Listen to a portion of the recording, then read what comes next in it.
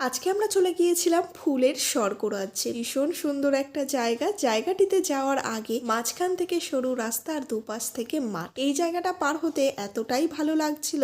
শহরের কোলাহল থেকে বাইরে বেরিয়ে এরকম পরিবেশ দেখতে পেলে সেটাকে উপভোগ করতে আমার ভীষণই ভালো লাগে। দেখতে দেখতে আমরা কিন্তু আমাদের ডেস্টিনেশনের একদম কাছে চলে এসেছি। এবার গাড়িটাকে পার্কিং করেই চলে যাব ভেতরে। দেখো ভেতরে ঢুকতে না ঢুকতে কি পরিমাণে ভিড়। দিনটা ছিল রবিবার আর ভিড় হওয়াটা একদম স্বাভাবিক। এখানে আসার আগে মনে মনে ভেবেই নিয়েছিলাম অনেক ধরনের ফটো তুলবো আর ভিডিও করব, কারণ জায়গাটি ভীষণ সুন্দর ছিল। তবে বিশ্বাস করো আজ থেকে 2-3 বছর আগে এই জায়গাটিতে এত ভিড় কখনোই ছিল না। আবার এরকম যে কোনো জায়গা ছিল এটাই হয়তো অনেকেই জানতো না। ফুলের রাজ্য মানেই আমরা কিন্তু খিরাইটাকেই জানতাম। নদিয়ার বুকেও যে এমন একটা জায়গা আছে সেটা হয়তো ইউটিউবারদের দৌলতেই জায়গাটি ভাইরাল হয়েছে। যাই হোক, ভীষণ সুন্দর লাগে আমার এখানে আসতে। এর আগেও বহুবার এসেছি। ভেতরে ঢুকে গেছি। এই আল পেরিয়ে ফুল গাছগুলো দেখতে কি যে ভালো লাগছিল। তবে এখন তো সমস্ত ফুল গাছগুলো ঘিরে দিয়েছে। আমি যখন প্রথমবার এসেছিলাম একদম ফুলের মধ্যে গিয়ে মানে জমিতে গিয়ে কিন্তু ফটো তুলেছিলাম। তো এইবার যখন এসে দেখলাম যে সবটাই ঘিরে দিয়েছে,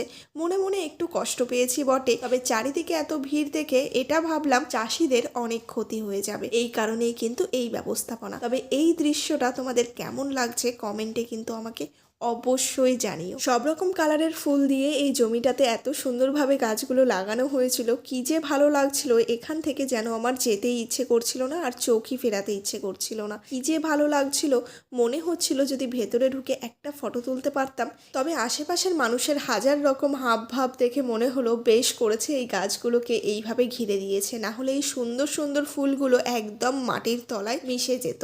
কারণ কিছু কিছু মানুষ এইসব জায়গাগুলোতে এসে এমনভাবে নাচানাচি করে রিলস ভিডিও বানায় যেটার কারণে ফুল গাছগুলো খুব পরিমাণে নষ্ট হয়ে যায় এবং চাষিদেরও অনেক ক্ষতি হয়।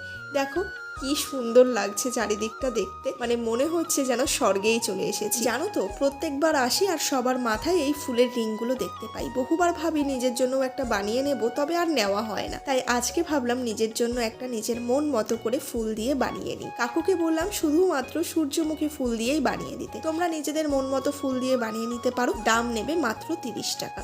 দেখো তো আমাকে মাথায় পরে কেমন লাগছে। পাশে একটু ফাঁকা মাঠ দেখতে এখানে বেশ কয়েকটা ফটোশুট করেছিলাম আর কিছু কিছু ভিডিওও নিয়েছিলাম। চলো এবার তোমাদেরকে লোকেশনটা বলে দিই। এটি ছিল নদিয়া জেলার চাপড়া নামক একটি জায়গা, যেটি তোমরা রানাঘাট স্টেশনে নেমে বড় ব্রিজ ধরে 2 নম্বর প্ল্যাটফর্মের দিক থেকে সোজা হেঁটে ব্রিজ পার করে নিতে হবে। এরপরেই তোমরা যে কোনো অটো বা টোটো ধরে কিন্তু চলে আসতে পারবে এই লোকেশনে। আবারও বলে দিচ্ছি, জায়গাটির নাম হলো চাপড়া ফুলবাগান। এখানে আসলে শুধু যে তোমরা ফুলের স্বর্গরাজ্যে আসবে এমনটা না। এখানে ছোট একটা মেলাও বসে, যেখানে বিভিন্ন ধরনের টয়েস থেকে শুরু করে আরো ইত্যাদি নানান কিছু আছে। তো আমার তো বেশ ভালো লাগলো। তোমাদের ভিডিওটা কেমন লাগলো অবশ্যই জানিও।